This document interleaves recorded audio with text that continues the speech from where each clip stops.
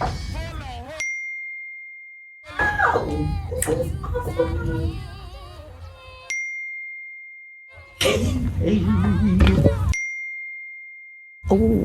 Hey, friends. Oh, yeah. Are we ready? Hi. Ready. Hello, everybody. Hey. Here we go. One time for your mind, it's your man Mastermind with my girl right here. This is Funny Lady. Mia Jackson. And Hey. on my Hey now. right, Ow. the woman why we're here today, the guru herself. Not to be confused with any rappers associated name This Guru. chick. More like nonprofit. all right. I call her E-Baby, but her real name is... Erica Brantley Gwen to be Hey. She exact. is in the now. building. Ladies and gentlemen, this is the 3G podcast, a girl, guy, and a guru. Now, this is the show that you really need to know about because we are putting the fun back in fundraising. No one's talking about this, and when they do, it's kind of stuffy. People get Right. intimidated, but today, all that ends. We're putting an entertaining spin on fundraising. We're going to have a fun time, but it's going to be educational at the same time. You never know who we're going to have as guests. It could be entertainers. It's going to be people in the industry. It's just people that's going to tell you the things that you need to know. And it's not always going to come from just us, even though we have a guru. But it's Right. also, like I said, it's good. You never know. It's a surprise who's going to be on each and every show. But we like to thank you all for taking the time out to listen and to watch the 3Gs. Absolutely. All right. All right. Okay. I'm very happy to be here because this has been going on in our minds for a while, putting this thing together. Right. When It really has. E-Baby presented this to me, because you know I have a background in radio and everything, she was just like, "What if we do this?" And I sat back and I thought about it. I was just like, "This could possibly work." And then she told me, "Oh, you know, I got Mia. She's down." I was just like, "Oh yeah, this is definitely gonna work." Hey, now. But you know, I wonder, should we tell them how we all came together? I think like, we do they need to know the super need to know force the- behind Well, it? sit back and let's history. talk about it. Come on, let's They get need to know comfortable, history. people. Oh, None of this- let's tell them. Okay, go I for think it. it's no surprise that, you know, these three beautiful people Right. represent three acronyms, the U to the G to the A. What? Shout- Tell them. Shout out to the Georgia Bulldogs. Should we give them what like the black people used to say at Georgia, or should we? or we just do We the should, because Go dogs. No. Or do we do the U-G-A? If you're from Georgia, you understand. Absolutely. And I think it's important to do both because Right. it was understood. I'm going to just use Baychella as an example. Okay, talk to him. They assume sometimes that at PWIs, a predominantly white institution, that you don't have a Right. connection No. as a minority group. And I always tell people we had an HBCU Yes, environment. we That's what did. all the time. And I would not have survived without Oh. MSP, a Dinkra Hall on Sundays with dinner. Exactly. And everything else. So shout out to UGA. That's our base. That's our connection. All of us were at the University of Georgia. We Yep, will not yep. say when. We will Right. not date Just- ourselves because we just know We're that we were smarter than there. that. We were there, and degrees were conferred. exactly. but So that's important. that's the most important. I also can say that I met Arvell as the radio show host at WUOG. WUOG 90.5. 90.5, yes. Yes. A little known fact. Can you Talk to tell him. them? Yes, okay. I did a show called The Players Picnic. It was an old school R&B show, all right?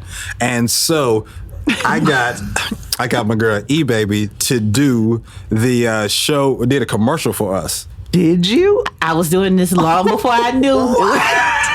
She did a You didn't commercial. know. Big shout out to Lady Q because it was E-Baby and Yes. Lady Q. Yes, I don't remember the theme song, how to sing it. You sang? I sang Yes. the hook of a theme song for They us. sure did. I just, I'm pretty sure I've known I'm gonna have you to find it. I'm gonna have to find it. Good You sing? No.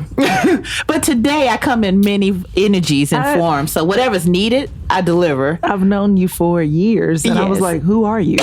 Right now. Today I'm Lupita Nyong'o because I also want to shout out my barber. Hey. I cut all my hair off because I am not my hair. It looks amazing. Thank you. Thank She's rocking you. it. I'm trying. I asked her, I said, "You like it?" And she said, "Yeah." I said, "That's all that matters." Really, Yes. I mean, You know what I'm saying? If you're comfortable now, if you over here bald headed and cold and everything, Right. this is Oh, like, you see, I did it in May. We had Yeah. to make sure it was warm. That's the Smart. right time. But just to bring it all back, Arvell had his show, and he allowed me a snippet of time to do Okay. the thing. But he does so many awesome events or movies or shows, plays. So I know that you have a resume beyond anything I could list. I have cheated and gone on IMDb, but for those that need a shortcut, fast knowledge of who you are, give us some more. Oh man, Please. a lot of people know me, which is crazy. From okay, no, this is not the crazy part. I did 3 episodes of House of Pain. All Okay. right? I All played Fishbone. You played the hell out of Fishbone.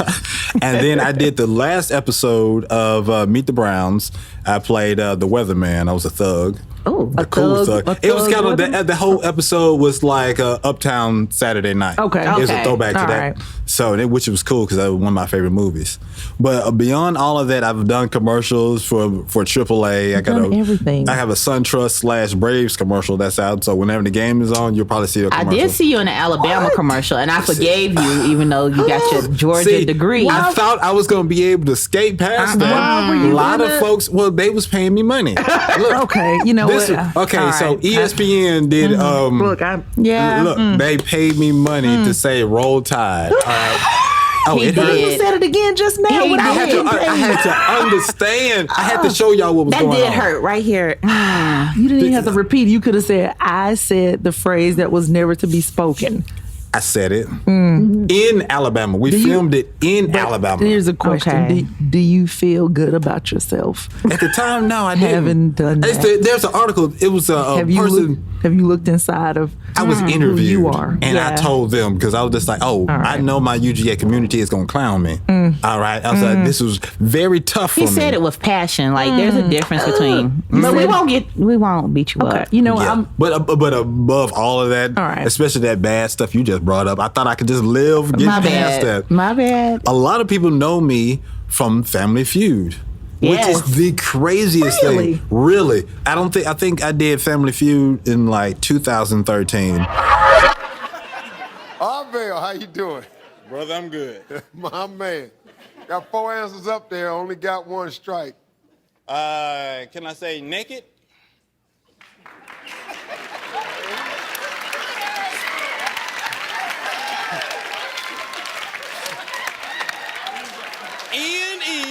NEKKID.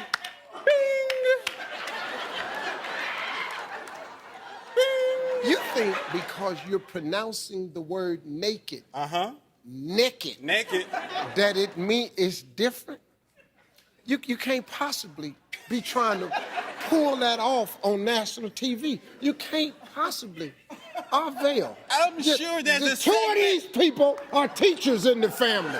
Ever since it aired, I guess in like 14, it would probably come on at least twice a month. how did I miss this? Oh, it's funny. You're almost the only person in America that hasn't seen it. It comes on constantly, and I know it's on because I get random Facebook requests and Twitter. I was just like, I'm not even using my last name. I'm using my family name on my they mom's found side. you. Oh yeah.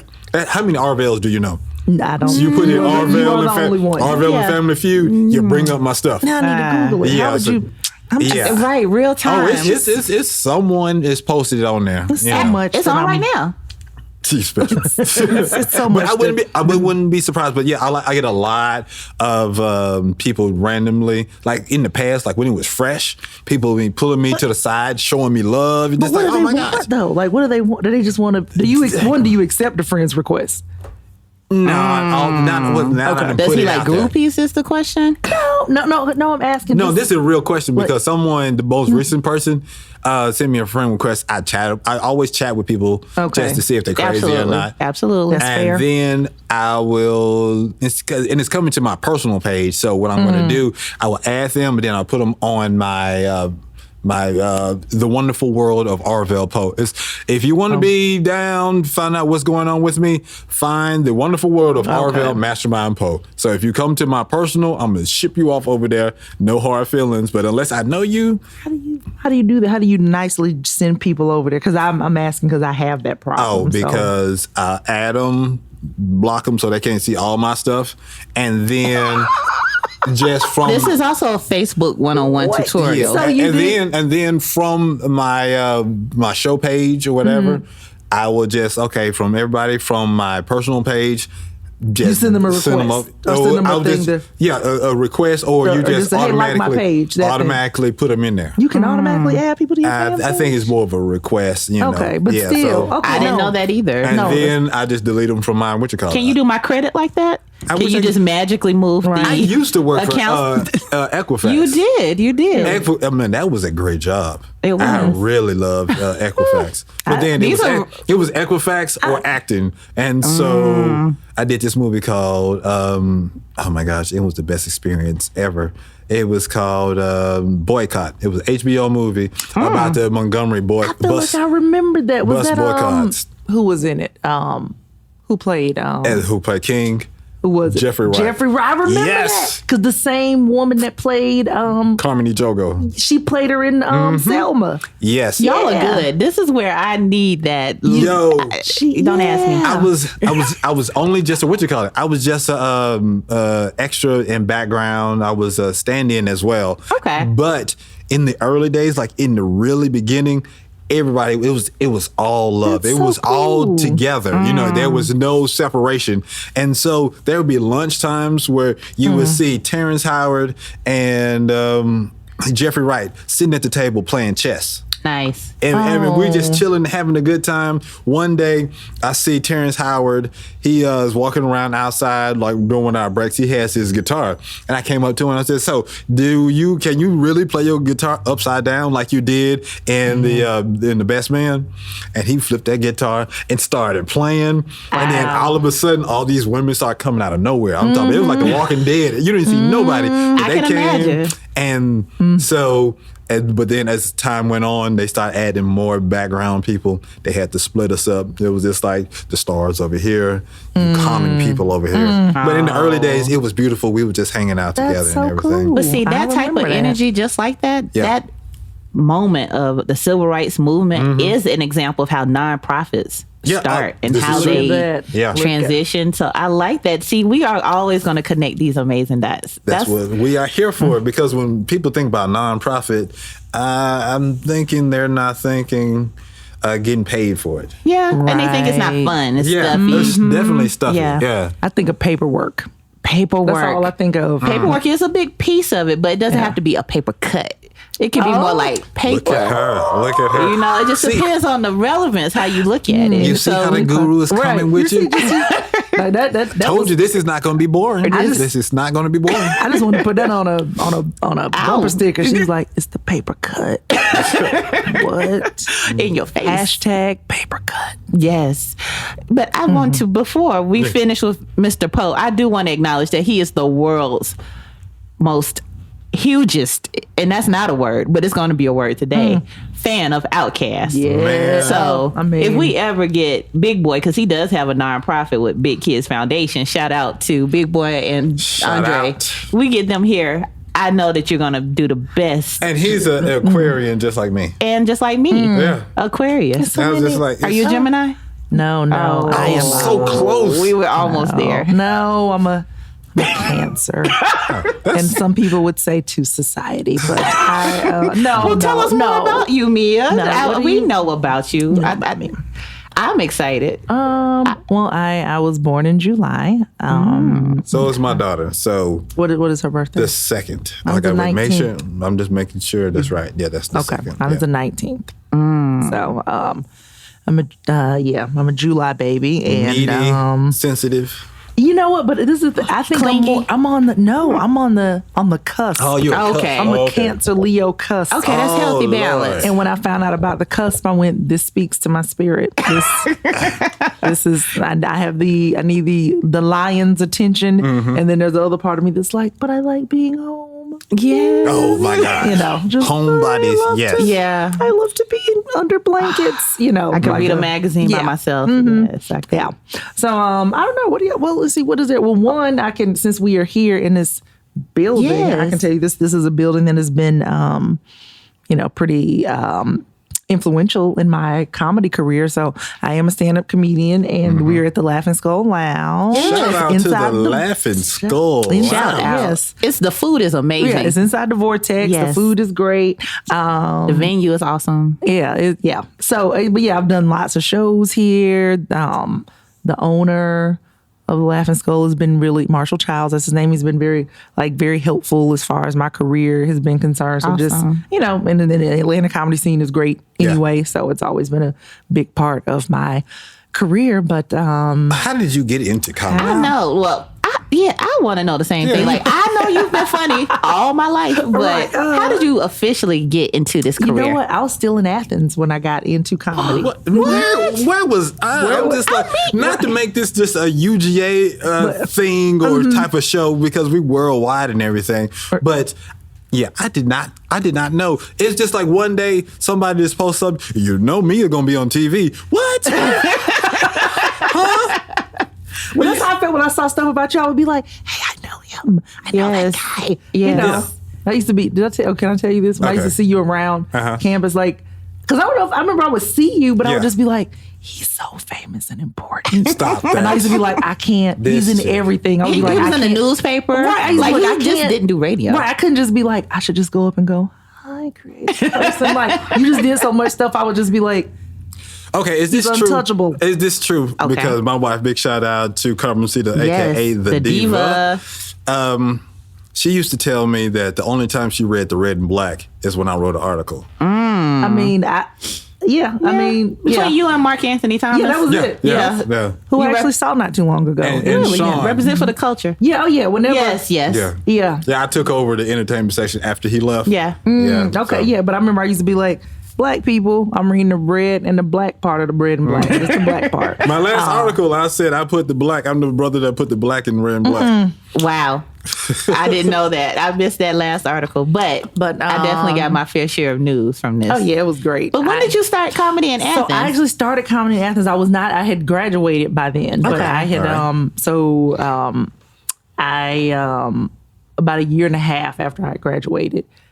No, that's when I started. But prior to that, one of my friends who was still in school, she worked on the student activities board. And, in colleges, student activities boards, they bring, entertainment and all this stuff. And I remember she had brought in Ricky Smiley and somebody else. Okay. And she was like, oh, you should come watch the show, and I'm like, oh, I want to see, live stand-up. And after the show, she was like, I can get you to meet him, And I remember I went up and shook his hand. I was like, hi, I'm Mia. I don't do comedy, but I want to do comedy. And I remember he just did like this. He was like, okay, since you want to do comedy, he said, you got to stop talking right now. He was like, you got to stop. And he said, you need to pick up a notebook and you need to write everything and you need to get a microphone. And you need to have a mic in your hand, you need to be performing. And I was like, oh, like you have to actually get on stage places? Like, I thought it just magically happened. And he was like, you got to write. And those were the two things that he said. And then I remember I had also seen some interview with Chris Rock where he was like, if you want to be a comedian, you've got to write. And I was like, what is all this writing business they're talking about? And so for about a year, I actually had a comedy notebook where I would write stuff down. Wow. I would have conversations with people where I thought something I said was funny. I'd be like, oh, this is a good idea. And then maybe about a year after the notebook, that's when I went to a place in Athens called DT's Down Under. Yes, absolutely. Walked down the stairs and I remember watching the open mic first. I just went to watch. And I remember one of the guys that was at the show, he was like, you must want to do comedy because you didn't come here with anybody. Like most girls that come, they come in with a dude or they come to see a dude. You came by yourself. And I was like, no, I don't want to do comedy. I don't know. Why would you say that? And then I'm like, yes, I do want to tell jokes. And so I hung out with those guys, which, in retrospect, who knows, probably wasn't safe to just be hanging out with a bunch of dudes you don't know and walking the streets of Athens. And I'm like, these are my friends now. That's kind of how I was reacting. And the next weekend, the guy that hosted was like, why don't you come back and do some of those jokes you said you got in your notebook? And so I invited all the people that I knew that still lived in Athens at the time. And I'm like, please come watch the show. And I took a shot before I went on stage, which that's the thing now. I don't drink at all when I perform. I don't know you to be a drinker. I'm not a drinker, not a big drinker, but that was liquid courage. That's exactly what it was. Yeah. That's exactly what it was. And I so don't drink when I performed to where there was another comic who thought I was recovering. Like there was somebody who was like, he said, can I ask you a question? He was like, when I see you at shows, I never see you with a drink. And he's like, are you in AA? He was like, do you have a problem? And I was like, no, I'm at work. And I'm like, I kind of want to remember the things that I'm saying. But the very first time I got on stage, I'm like, I need a shot. And I did a shot. And I remember told some jokes, and the place that it had a TV on the entire time behind me, and I was like, this is comedy. Comedy has TV, and that's not how comedy is supposed. It's not supposed to be like that at all. And but I did well enough to where I didn't feel embarrassed, and I felt like I could go back. And then I kept going, and then about 4 years ago, I went full time. So. And she is amazing. I got a little unknown history fact for you. Talk to me. Okay. This is about to be interesting. Mia and I worked together at one time. Erica was my boss. Was I? You were. I just saw us as peers. You were my best. That's not a good sign of management. And Girls Inc. And Girls Incorporated. Yeah. Erica and we would get phone calls at our after school program. It's a national after school program. But they would call and say, is Girls Inc. for like that Girls Inc.? Like, y'all have women there?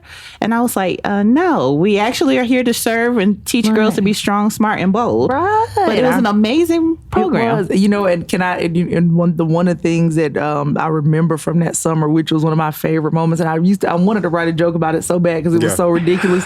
Do you remember when they had like the cooking thing where it was like, everybody bake cookies or bring in a dish? And there was a girl in my class who was very insistent on, she was like, Miss Mia, I have to bring my dish. I have to. And I'm like, what'd you make? And it was a gigantic Tupperware container, and I pulled the lid back, and it was 4 hot Cheetos in the bottom, and I was like, "You can." And she, when I tell you, she was so proud. Her name was on the label. And I'm like, you can. And I think I remember you telling me about it. You was like, I mean, if you gonna bring them, at least bring enough for everybody. Bring enough Cheetos for everybody. But she ate most of them before she. Most of it was 4 of them. It was 4. When I'm talking about the container was huge. I thought you were about to talk about potato salad with some raisins in it. No. She said some. But you never know what you'll get in this nonprofit 4 arena. hot Cheetos, and that made me laugh so hard because she was so sincere about it too.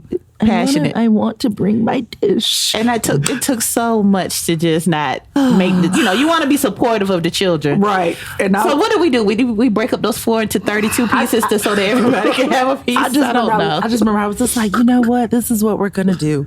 I'm going to take your container. I'm going to eat these 4 hot Cheetos. And then we're going to wash it. You get an E for effort. But thank you for being strong, smart, and bold. Yes, man. So shout out to that little unknown history about us. And then we were co-team leaders for Best. Yes. Yep. The Black Educational Support Team. Y'all joined at the hip. Oh, we really are. And we...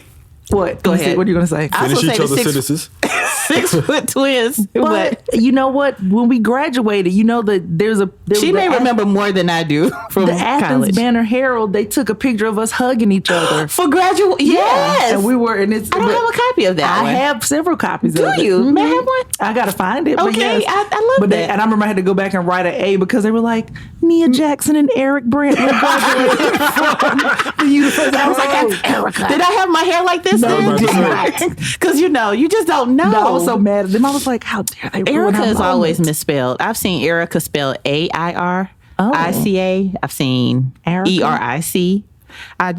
I couldn't fathom. I'm like, it's in the word America. I'm gonna find that. Yes, I'm gonna find that, Lord. Well, you are listening to the 3G podcast. Yes, it's a funny girl. It's a guy in the middle, and it's a guru.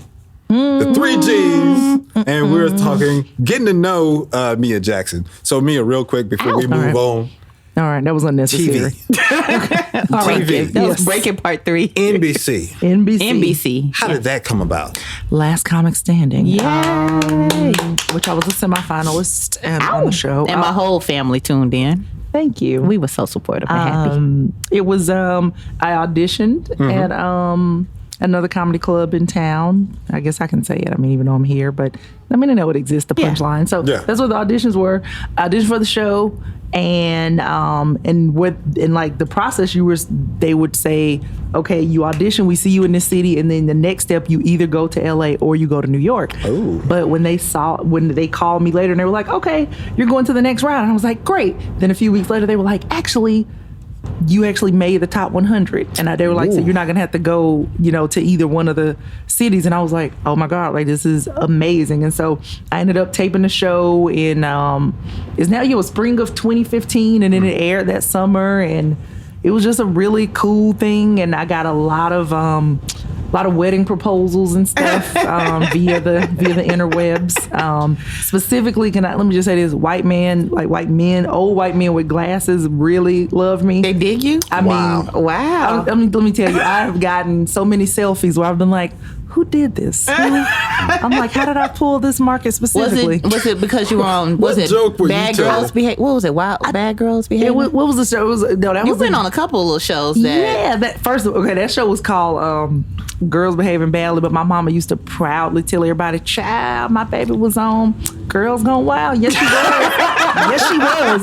And I was like, well, you stop telling people. And she was like, what have I been saying? I said, do you remember the commercials when people pull up the shirts? And she was like, ooh. Everybody Not the right. They buy videos. I don't see me. I was looking for my daughter. She's like, I gotta go back and apologize to some people. And I was like, you do. But I did that. I did last year. What was it? The movie came out in 2016, but I was in Mother's Day, that movie, Yes. which is one of those, one of the holiday focused. It was a Gary Marshall movie, and so I It's going to be Mother's Day now. It right, and people, you know what, and I usually see a surge in residual checks after Mother's Day because I love those residual checks. Right, you know what? Let me tell you. One time I got 11 cents. Wow. Or maybe 29 cents, and I was like, you know what? I was like, who ain't depositing this? Exactly. I'm gonna deposit it Because it can accrue interest. Right. Yeah. So yeah. Interesting. Yeah. Yeah. I didn't know how So was That's that a big nerve check. wracking? Was that nerve wracking being on the show and everything? It was absolutely nerve wracking because you have to take, in clubs, you're doing 5-minute sets, 10-minute sets, 20 minutes. When I headline, I do 45 minutes to an hour. Right. So on the show, you're doing 3 minutes. 3 minutes. And then when you write that material out, this is how it was broken out. When you wrote the material out, I would write 10 Arial font, double space, which I knew that one page was going to be about a minute and a half, 2 minutes. So I can only write, I can only have a page and a half to go, this is going to be that set for TV. That's so I had the science. She's dropping knowledge. So I had to go back through everything, and I had to go back and go, okay, you know what? When I do this joke in the club, I'm talking too much, so I need to take this line out, or I need to do, because I'm gonna be on TV, so I just got to go bam, bam, bam, bam, Very bam. succinct. And then also in my head, I was like, you know what? I don't want to shame my family. I don't want to get up here and have my dad being like, the hell she talking about? Ain't nobody raised her like that. We don't know Be her. embarrassing us. So so it was, but it was we were sequestered away in a hotel. You just had to, we were mic'd up the whole time, backstage, that kind of thing. And so it was we couldn't watch anybody else's set. The only person you could see was the person who went out right before you. Oh, wow. You didn't know if the crowd was hot the whole night. You didn't know if the person before you just, if they really killed, and then you would watch that person and go, man, they did really great. And the judges would be like, you tried. And you'd be like, but the crowd was laughing, and what if I go out there and what? I have a burning question. How do you handle hecklers on the set? Fight? No, you don't fight. No, typically if a club is good, they will do it for you. I mean, they should be able to go quiet that person out and go talk to them and go, hey, excuse me, other people came to watch the show.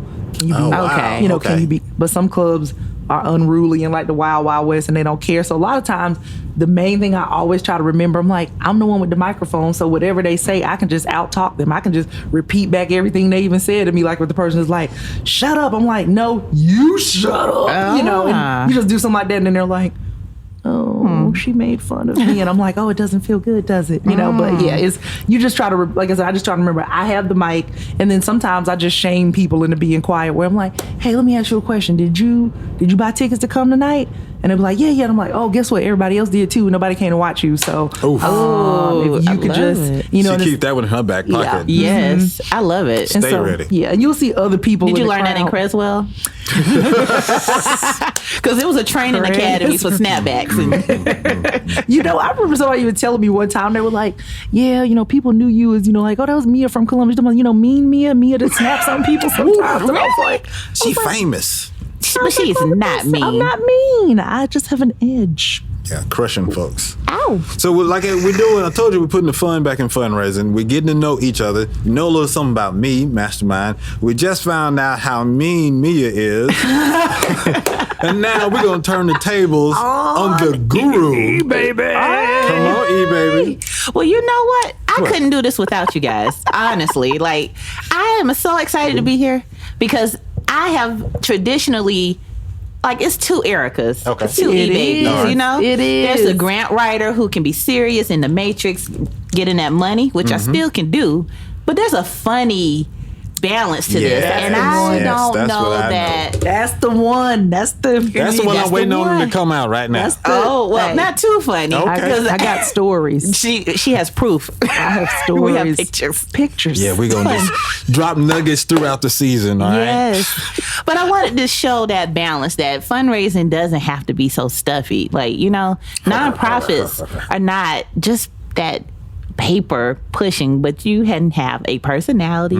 You got to have personality to recruit and work with volunteers. You Yeah. got to have personality to have donors to buy into your concept. So my goal is to be able to share both worlds. Okay. For our audience to get a glimpse into what is it like to be a fundraiser and yeah, connect with my world. So With that said, I still need to know something about you. Right. Where you from, where bro? I'm from, Shawty. What? I am from Atlanta, Hey. Georgia. One of the few people that's actually from here. That's still Man, here. I mean, I don't know if well, neither one of y'all are from here, from Atlanta, but I do not meet people anymore from the city. So if I meet them, I'm literally clamoring them, and they look at me like, really? But we're family. Yeah. Like, it's deep.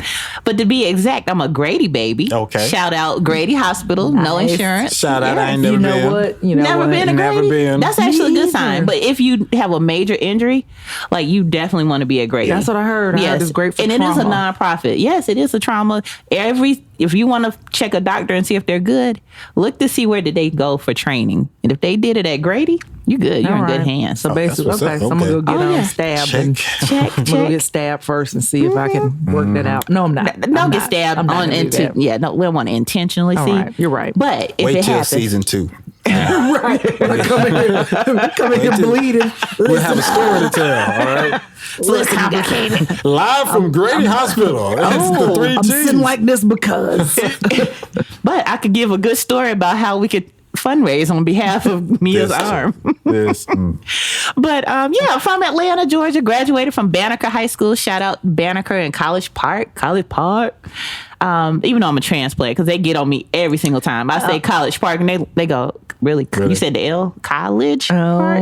So College Park. College Park. Yeah. Yes. Stone and- Mountain for me. Stone I went to Mountain. Stone Mountain High. Nice. Yep. Okay. I don't know. You know, I'm a fun loving person. I think that who am I? I don't know who I am. You do who know am who I? you are. I've talked to myself and asked. stop it. You are the nonprofit guru. The That's who response you that are. I've gotten back. You know, my mic doesn't like me today. It's just No, swirling. the mic good. We'll work loves it out. you. But how? camera loves Okay. you. You got kids. I do. I have 3. Shout Okay. out to my son, Cook It Up KO with K Factory Productions. Hey. He is actually one of the masterminds behind the show, making right, sure all that we right. look good, sound All good. behind We the sounded- scenes. all behind the scenes and Wait till stuff. you see the video. If you I'm- listening, look for the video. If you're looking at the video, you already know how fantastic amazing. this is. But why can I say this in my head? I keep still thinking about Cameron being 2, and I'm just like, what is this 2-year-old doing with the camera? Oh yeah, this is a grown ASS grown man. man. He's a grown When man. I saw him, I'm just like, when did he get When grown? did he get grown? It got real for me when the beard, as like, it was cute for the Sweet 16 prom thing, Yeah. but each year I said, "Oh, this is real." Yeah. This man has hair bumps. He's got now like Cameron is- smooth. I can't believe it. But I'm But I real have 3 proud. children, yeah, yes. but off topic real quick on Cameron, I'm really proud of him. And I'm proud of you, bro, because to find something that you really enjoy doing And find it early. and you'll never work another day in your life. Yeah. And you're so good at it. So blessings to you. Congratulations. Keep doing the dang thing. Absolutely. I am very happy that you're a part of this project, and I want you to go on to even bigger and better things because you are the man. You got skills. I'm glad you found it. I'm glad you're utilizing it. Absolutely. And I just needed to say that because I was talking about you this morning. I was just how proud I am of you. So Absolutely. that's what's up. That's what's up. I'm actually proud of the investment I made. All that private school tuition, the braces. I see it coming full circle. Oh, So good, shout out to your mama. You know, you did. I mean, I'm just saying. This is the she's a nice Erica lady. that I was looking for. I'm This just is saying, her. she was a really good lady. But speaking of which, I should maybe give a little bit about my story. Yes. Cameron and I was very non-traditional undergraduate student. I had a child in college, and I raised him as a single parent, and it really was the start of my philanthropy work. I didn't necessarily look at it that way, but it began with little things like I used my intuitions real quick to figure out, like, my son needs additional support in whatever, like maybe it was I cannot necessarily, I could, but I'm not trying to put everything out there. Yeah. But those little intuitions started my first thoughts of, like, I'm naturally good at finding resources. And so, yeah, it turned into more than that when I took some leadership roles on campus, and I really enjoyed giving back. And that's not always the cool thing to do, to feel like, oh, this is my passion to help others. I mean, it's a good heartwarming, but most people thinking, like, I go to college so that I can get a 6-figure job when I get out. But having that safe space to practice, I came out of college and I've always worked in nonprofits. And it's been I always tease and say I've worked from register to the French fries, like every position from, direct service, working at a mental health hospital, working as a after school director, all of these different things. I was not necessarily connecting the dots that it was fundraising. Yeah, I got you. But as time went on, I understood that these cultivations of relationships, my roles in these different capacities, helped me to have better insight as a grant writer, because I understand programs and evaluation and how that is the meat and heart and potatoes of, I don't know why I'm talking about food. I'm not hungry. But it's the sustainability piece of how you grow your fundraising if your programs aren't well. So I think for me, that guru piece, I can humbly say that I do have a lot of experience, and I'm proud to be able to share that in this platform, because there's so many people out here that start nonprofits from their passion. Like most of us, we love giving back, but it's a science to it. It's a process, and there is strategy. And in Atlanta alone, we have nonprofits that have a budget over $1 billion with a B. Who are these people? I know. They have some type of federal affiliation, like think of like the CDC. They have a nonprofit connected to it, but they're housed here in Atlanta. So because of that, I felt like I should give more info to the communities that need it most, who want to see their organizations grow so they can give back. I mean, it could be a farmer's market, whatever. But I just want to show them that there's an abundance. I'm learning already. Of opportunities. Absolutely. So, I mean, it's in your DNA. I mean, it really is. Because I can tell it's a labor of love with this. It's not just for a check, it's personal. It is. And I say that because, again, I don't deny my personal story, that has been the catalyst for me to use my talent to help somebody else. And I think because I connect with my clients so intimately, like, I don't always take every project, but the ones that I work one-on-one with my clients, I'm able to really look at the purpose and intent. And if I vetted and see that they're not in it just for the money, then I can help them navigate these waters in a professional, strategic way to get the long-term outcomes that they want, which is providing a legacy for themselves. Message. That just, I was about to lean across the table like, tell me more. Tell me more. Yes, that was so good. You thought we was playing when we said we're putting the fun back in fundraising. You learned a lot, and she hasn't even started. Oh my gosh. So wait until she really gets deep into it. All right. Now, I know y'all probably have questions like, okay, she's a winner. She was just like, okay, this is my go-to person when we're going down the whole fundraising arena. All right, if this is you, if you're out there in video land, you out there in podcast land, and you want to reach out to her, I need you to email us at 3gpodcast@thenonprofitguru.com. Once again, 3gpodcast@thenonprofitguru.com. All right, man. And we respond to all emails. That's right. We're going to do that. That's good. We're going to have like a mailbag section where we're going to answer your questions. Right. But we're going to have a lot of shows coming up in the future that's going to specifically target certain areas. So make sure you're listening and watching and tuning in, because you're going to learn a lot. You're going to laugh a lot. And then you're going to tell your friend to tell a friend to tell someone else. And then the next thing you know, we're going to be on TV. We're going to be on, I'm sorry. Whoa. Oh, okay. Well, then we're going to be on tour. I thought we would, we went on tour. I was hoping we'd be on the satellite. We're in Mars. All right, let's get out of control. Yes, get out of control. Might as well do it big. Go ahead and put it out there. If you're going to do it, do it all the way. Right. That's why you got gurus, actors, and comedians. Yes. Okay, it's about to go down. Right. But since I'm in that frame of mind, so what I want to do right now, we have a lot of shall we say, frequently asked questions that come up a lot when it comes to fundraising. Okay. All right. There's a lot of people out there. All right. They selling candy. Hello, my name is Tom, and I'm selling candy for my school. All time. You know what I'm saying? Them kids that be selling them bags of dust at the gas station. Yes. Or them folks that be standing in the intersection when I'm at the red light talking about I got my bucket. Yeah. Yeah, this is not But the they have no fundraiser. logo, no Yeah, organization. I got a red vest on. I'm official. Look at my bucket. right, You know what I'm saying? No, this is not the fundraiser we talking You about. talking about? I mean, I'm not knocking any form of fundraiser, but I am. yes, I am. Don't be selling me no cook. You see him over here getting gas. You see him I'm finna go ahead and get a Snickers. I don't have time, How dude. long have you had that world's finest chocolate? I got questions. I thought it was straight. Why is it looking like a boomerang? Because it melted over the 3 seasons in. Yeah, no. All right, fine. Look, I will. The things that you don't want to say, I will say them. Okay.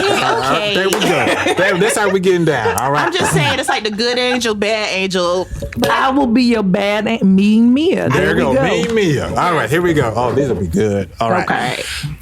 Again, you are listening to the 3Gs podcast. A girl, a guy, and a guru. All right. And this is a portion of the show we're talking Why do to I me, keep Mia. I hate because you excited.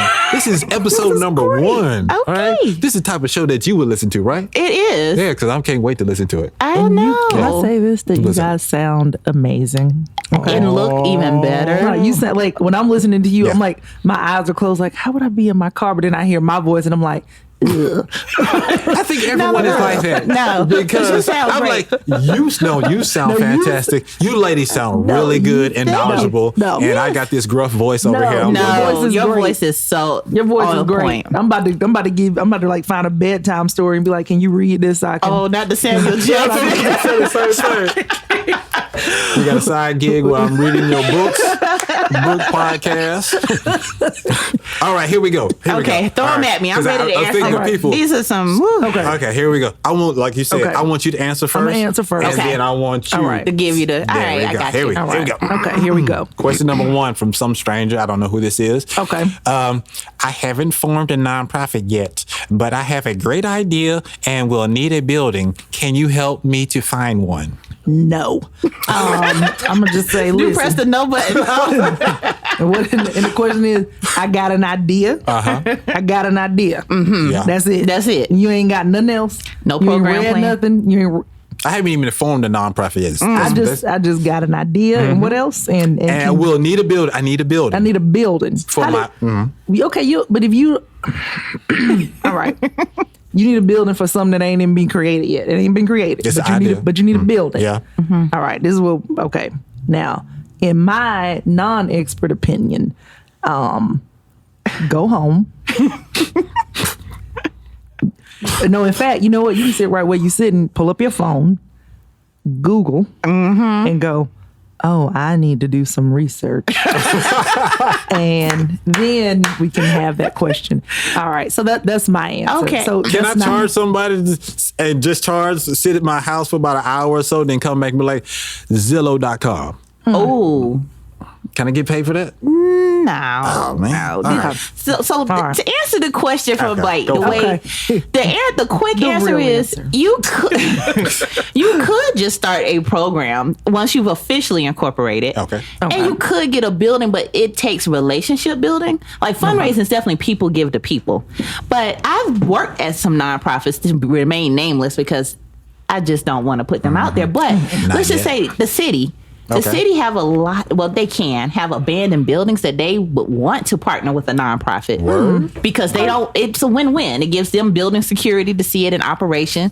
It gives the community some vitality. So there are opportunities where you can lease a building for $1 for multiple years, Yo. like 20 years. I need to holler at her real quick. I'm just saying. But what if you just need somewhere to live? Well, you can squat. No, There are okay. squatting opportunities. I can't help you with personal living situations, All right, but like those fine. buildings, you could absolutely go She to your said local city. $1? $1. Oh, So it yes. can be done, is what you're saying. It Like, can be done, but it does take having like some structure. Yeah. Like Okay. you do have to pitch a proposal. You got to show there's a need. Outside of that, I've also seen where let's just say you have an uncle that owns a building, and he doesn't necessarily want to just give it to you, but he can give it to you as a loan of use. Like you can borrow the space, use it, and it's a tax write-off for them. So yeah, I mean, it's multiple ways around that. See, What is our first nonprofit? first question, she knocking this out of the park. I'm just saying that's just a little snippet. But when you said $1, we was like, Yo, we So instead of going to the McDonald's menu, get that big sweet tea, you can put that into getting a facility through a partnership with your local city. If it's an abandoned building and you got a good proposition that makes sense for what they want to accomplish. okay, Dude. but what you're saying though, in general though, it has to be more than an idea before you get a building. Yeah. Unless that idea came from a stakeholder who was vested into this project and they're going to help you get clearance. Okay. Because sometimes, I mean, this takes an idea. Let's not belittle that. The idea is where it comes from, but you got to have more than that. You got to strategize that thing. Can you tell the people what the stakeholders are? Yes, I know. It's not stakeholders as in like ribeye, but a stakeholder is any key official. So it could be commissioners in your city. Yeah. It could be a principal at a school. It could be anybody who's a key figure in making decisions in that community and can have a voice, meaning they are seen and respected in their community as someone who will get things done. Okay. So it's each neighborhood has a different meaning for that. Okay. But typically someone who either has a political background, they're a business person, or they are some type of community advocate. Okay.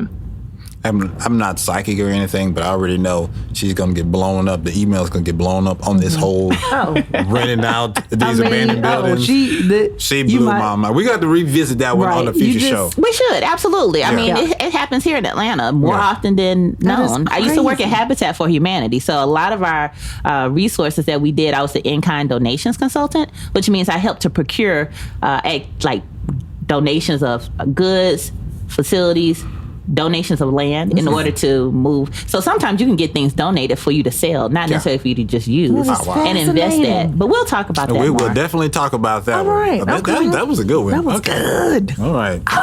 You are the guru. I want to move on, but what about the electric bill? I have to pay for that myself, right? Not necessarily. We've had partners with... Okay, no. Okay. We save this for a future show. But that's a really good one. Yeah. It can come in multiple forms. 230. Yes. All right. Okay. Oh, I was so ready to do it. I felt like he passed me the ball. It's the playoffs. So she was about to dunk it. I was about to do like LeBron at the top of the key. Because now they're mad, and then now they're like, we almost had it. It was like, they got to come back. They got to come back. Listen, okay. I'm overwhelmed. Yeah. Okay. I'm overwhelmed. Take a deep breath. I need Mean-minded, take a deep breath. I need to get whelmed. Yeah. All right. Everybody whelmed? Okay. All right, here we go. Right, Number 2. Okay, here we go. This is from Fred, I think. All right. Hey, Fred. I already know Fred don't know what he's talking about, but go ahead. Fred owed me some money, I think. Right. Fred. Are there grants for starting a business? Ooh. Listen, Fred, probably. I don't know. I guess. I mean, Can I just... No, I don't know, Fred. I don't know. You know what? I'm gonna be honest, Fred. Fred. I don't have the answers. All right. I tried, but and he's just Fred. I don't know. I give up. I'm gonna let the guru just handle it because I don't know what I'm talking about. Well, let me just keep it all the way honest. This is the number one question I get. So not just Fred. I get this from Fred's mom, Fred's auntie, and his cousin and them. The quick answer is no. There's not a funding for a startup in that same traditional sense because funders, and let me be more specific, I'm referring to grants. Okay. Funders are going to want to see that money go into programs instead of supporting operations. Gotcha. Okay. So I know that I'm not supposed to give it all away, but No, you're good. the goal is to show that you have multiple streams of income for your nonprofit. And so if you're going to a funder to ask them to supply everything for your startup, they're going to deny that because they want to see that you can be sustainable when they back up. Now funders are in the mode of giving you money for just like the one-time program operation. So things they don't want to do is give you money for food because they feel like, while we want you to be, well nourished, you can go to USDA. Gotcha. Okay. Or if you need money for startup, let's see what else you bring into the table because if we back up, we don't know that you'll be able to keep yourself going. So the trend has changed. So no, startup dollars in a traditional sense, no. Okay. That was a good one. So basically, that still kind of ties back to the first one of that idea has to have been it should be in place. Yes. Something should be going before you. Now, there are tricks around that, but Okay. I'll show you guys over the course of our podcast how to do that. Message. All right. All right. All right. Here we go. Anita from the West Coast, she says, what do you enjoy about fundraising? Ooh. Let me see. Now, what do I enjoy about fundraising personally is the funds. All right. Like, I'm going to just be real with you. Okay. Like, when I fundraise, okay, like for me, fundraising involves, you got a show. I'm going to get a check at the end of the show. My funds have been raised. Oh. So now Tell 'em. mama can pay her car payment. Uh-oh. Deep. That's deep. Okay. That's deep. Now, the nonprofit sense, Yes. that probably wasn't helpful. I'm gonna be honest. That probably was not helpful at all.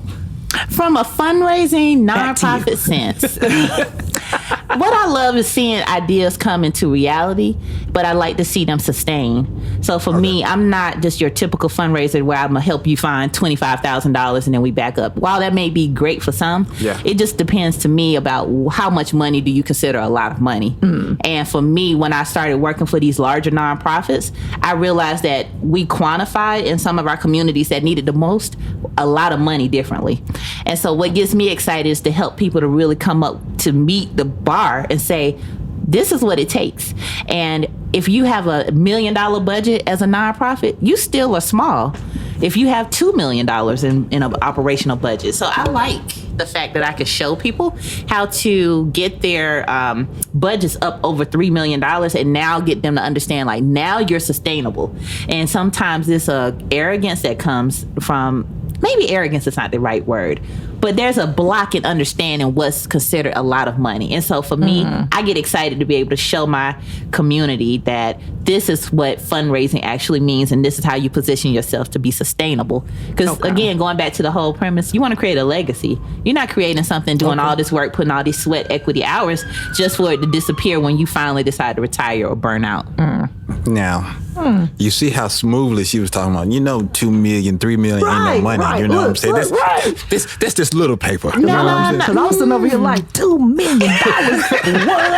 What? No, ma'am. My life just changed. No, ma'am. No. This is just She was starting just off. like, she was like, Yeah. Cooking up. Oh, okay then. So, yeah, she out here. Jesus, I If it seemed like for a second we had a heart attack on the air, not to belittle heart attacks and all that kind of good stuff. I It's stopped breathing. because the last thing you heard was $2 million. And then the whole thing went out. That was just like, did y'all pay the electric bill over here? Right. That was a great Grady Hospital commercial right there. Yeah, I'm not gonna say who just messed up there. Right, I won't. But say that no. person just fixed it, so we Right. straight. But It's all good. if you watching it, you already know. If So you I'm are, not gonna put it on. But shout out to Cooking Up KO who could gloss over this blooper. Yeah. So Jump cuts, edits, Yes. all that good stuff. so my that's gosh.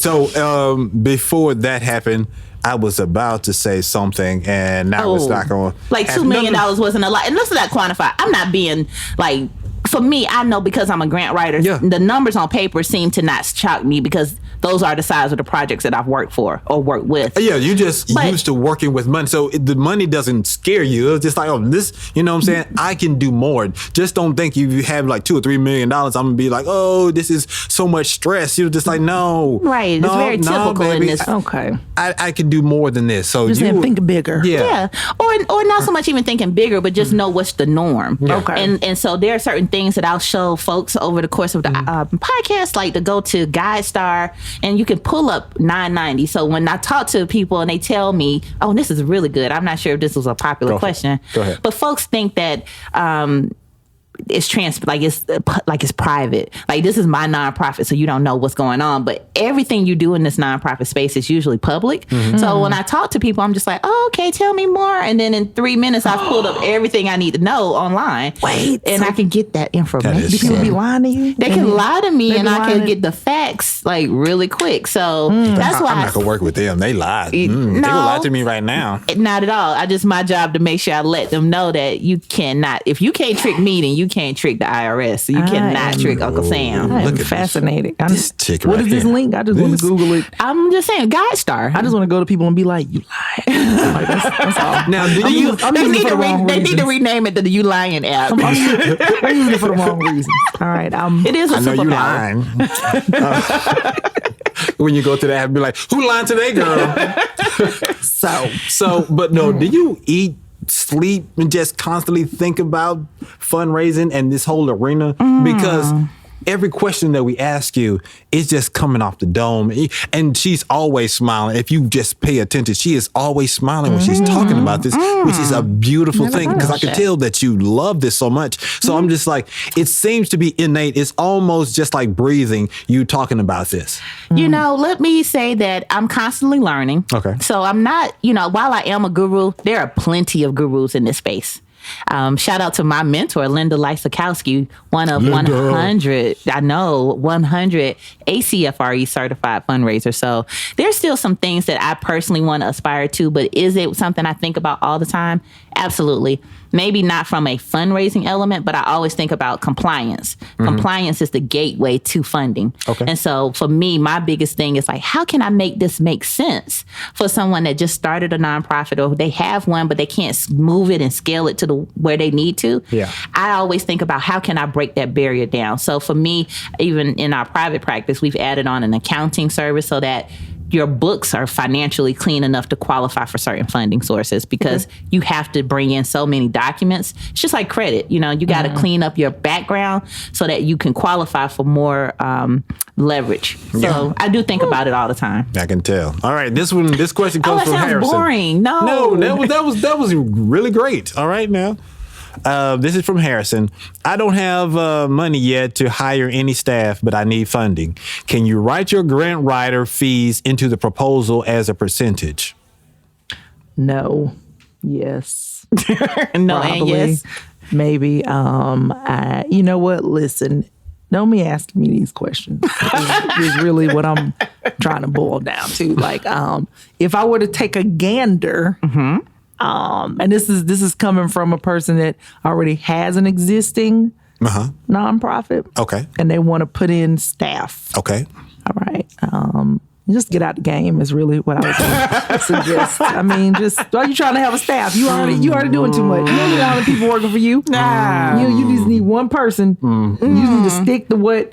But they can get some help just a little bit. Baby, please help her All right, out. fine, please. Okay, Please. so let's just keep it. There are plenty of opportunities. That's how nonprofits grow. She said, "Get out the game." She though. said, "Retire." Don't retire. All right. Go I ahead. see your vision. Who is it? Harrison, come on, listen to Harrison. this. You still got I'm a sorry, shot. Harrison. Harrison, I see your I'm vision. sorry. There's actually many ways to grow your organization with volunteers. Okay. I think I heard two questions in one, so let me clarify. He doesn't have any money to buy any staff. I need funding. Can you write your grant writer fees into the proposal as a percentage? Oh, okay. I see what he's saying. So he doesn't have staff, but he also knows he needs to outsource. But he wants to know, can I pay you on the back end when we get the money? So ethically, then no, man. I need my paper Yeah, now, though. Right, I didn't even know what I was like, I don't understand. Yeah, Okay. so That's why I was essentially- wrong. Okay. yeah, we already know it's not ethically the right thing to do to write your fees into the grant because what if they don't get the grant? Gotcha. Okay. There are so many things out there that happen that is just like a big no-no for me. Ooh, what had happened was Uncle Sam had said no. Right. So there are things even during the grant writing process that come up later. It's kind of like we've been dating for a few months. I'm getting to know you. And then, now you want to tell me that you got your bank accounts all frozen assets or something. Like there's so many things that happen during the discovery phase that it's hard to have a grant writer honestly and ethically write their fees into the grant based on it being funded.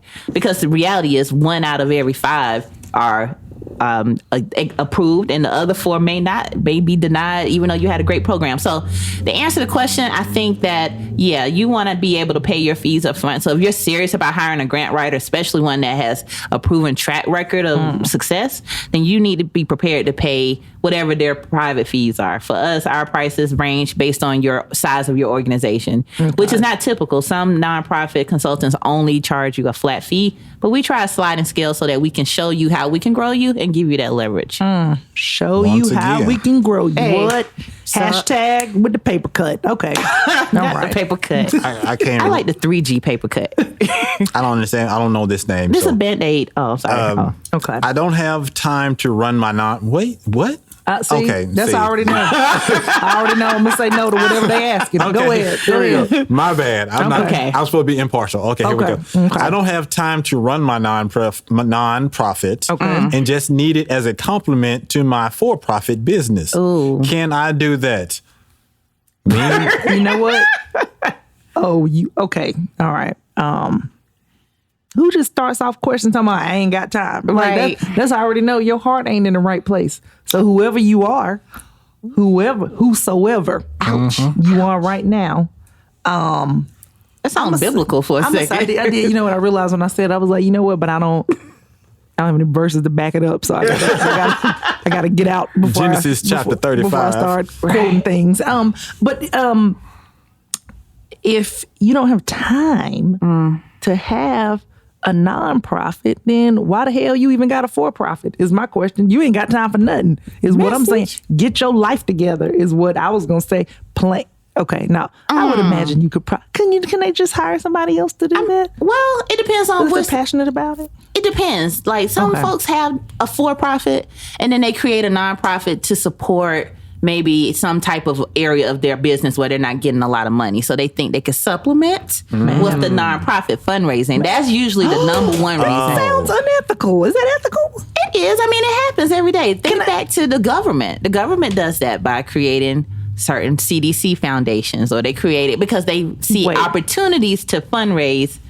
Yes. Wait, I have a question. So wait, okay. I mean, don't tell me a real person, but Okay. like, give me an example where somebody's like, I got a company and I got this side thing. Like I want like a, I got like you. without telling people, you know. I'll use corporations. Okay. So there's American Express, Okay. and then there's the American Express Foundation.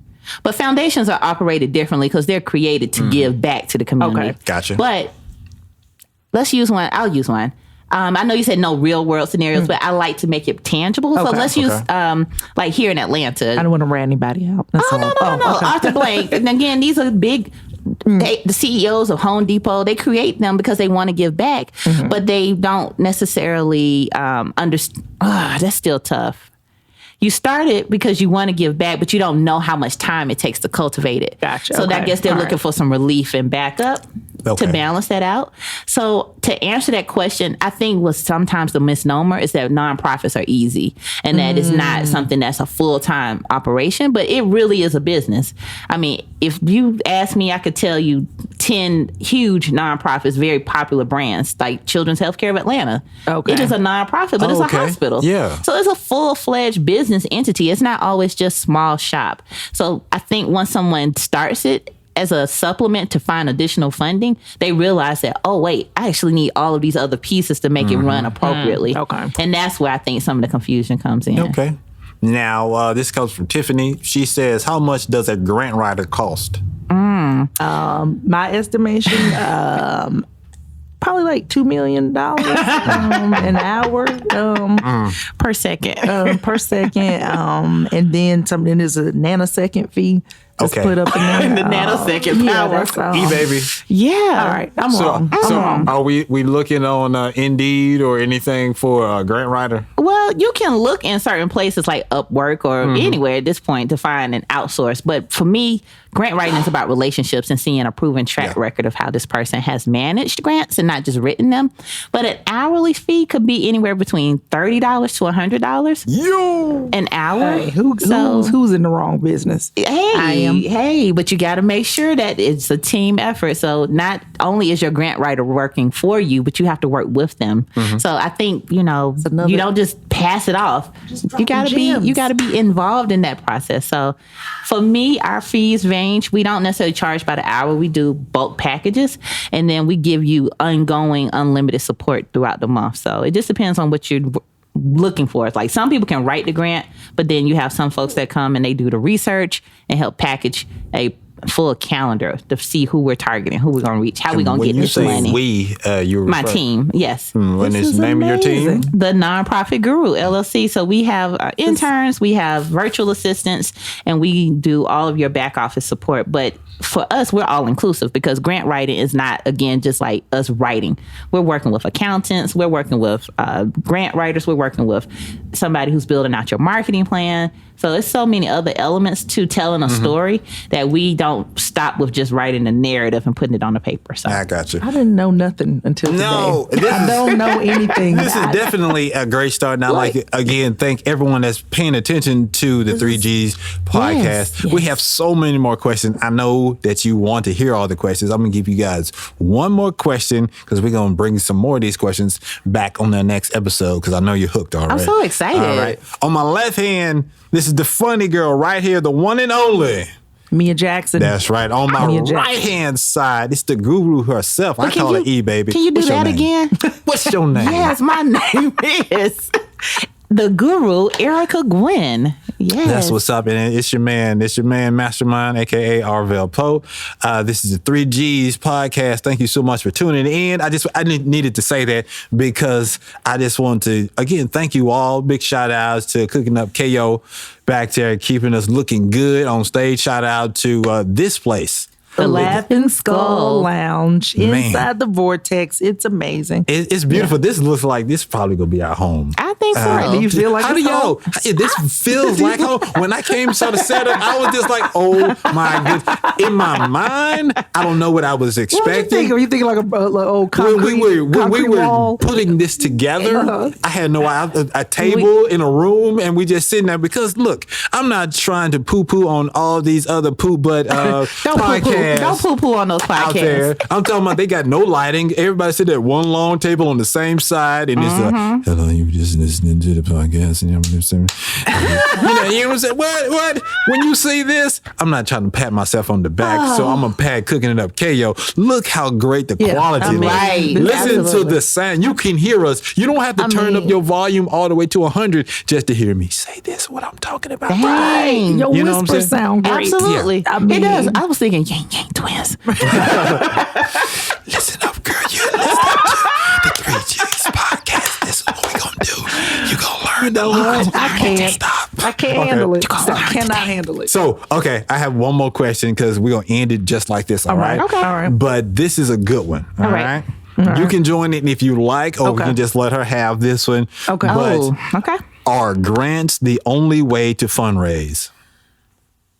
I almost said a bad word. I'm gonna let you take this one. I'm gonna just let you take this one because I'm okay. I got answers, but you gonna let me? But they're wrong. Because there are so many ways we could go with this. Okay, so by trade, I'm a grant writer, so it's what I can eat, live, breathe without thinking about it. But as I cultivated my business strategies and networked and was involved in different organizations, I realized that a grant is probably the least sustainable of all your funding options. Oh, wow. So we should talk about, I think in our next episode, is just giving more insight about building a fundraising plan and really knowing like how many different things should I be doing in order to sustain my organization, or how can I grow to that $2 million budget? Well, you won't do it all off of grants. If you did, it could be gone here today, gone tomorrow. So you can't live off that. You can't eat off that. You can't keep it. No, I've worked at a nonprofit actually where our whole budget came from the federal government. Ooh. So what happened was I got out of there before they got rid of everybody, but they had to close the doors because there was no other funding stream to balance that out. And I mean, a beautiful operation. We recruited students from all over the country to come to an annual symposium, and all of that stopped when administrative changes came.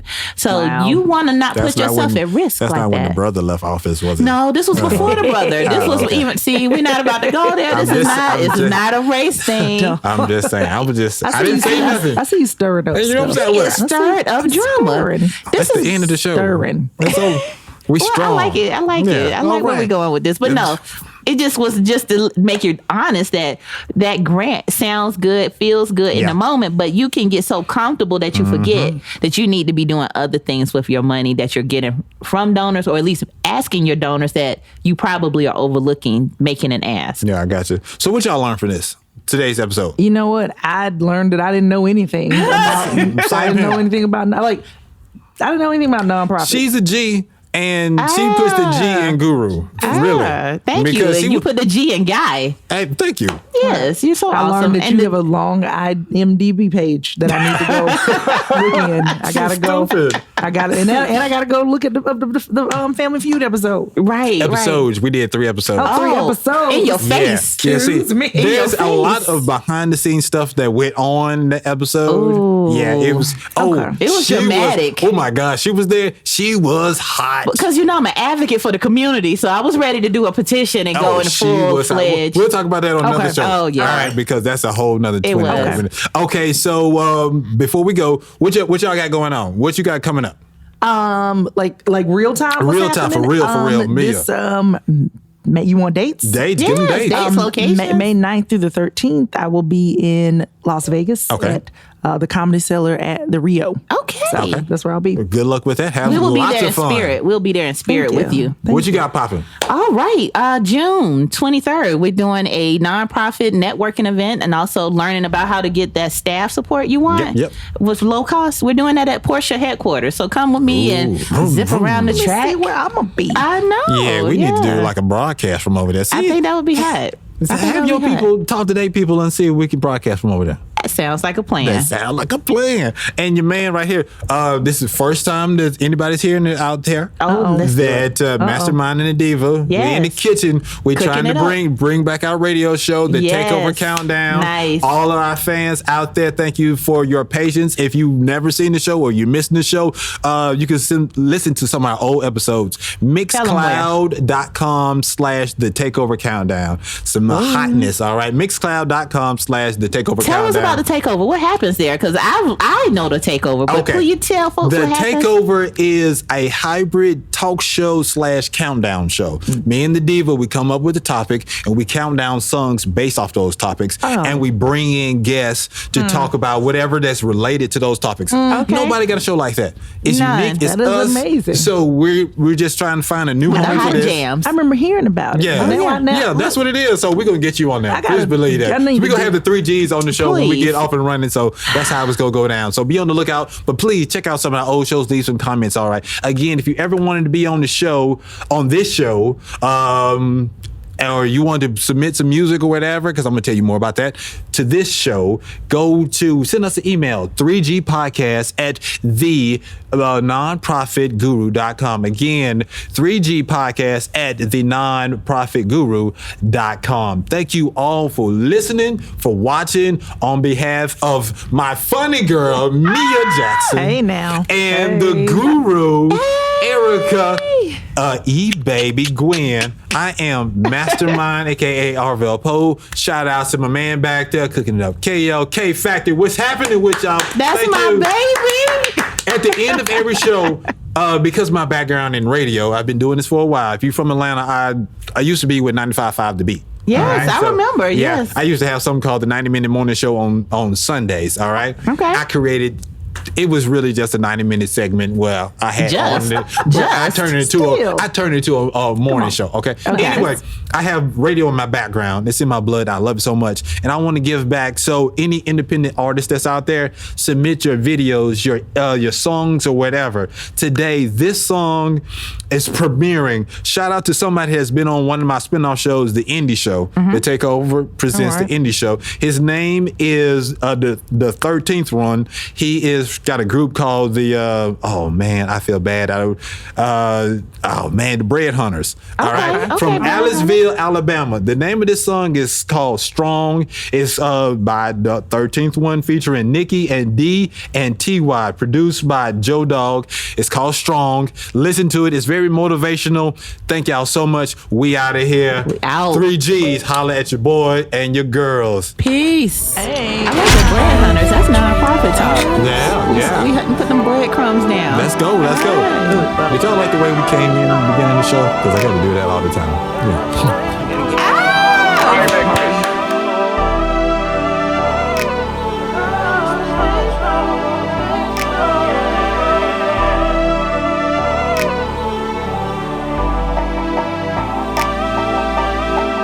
Tell me why I don't so strong, even when my strength is gone. I've been holding it down so long, trying to do everything on my own.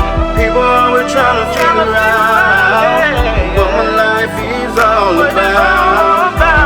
People like get to the fame, live, laugh, love, plus stay the same.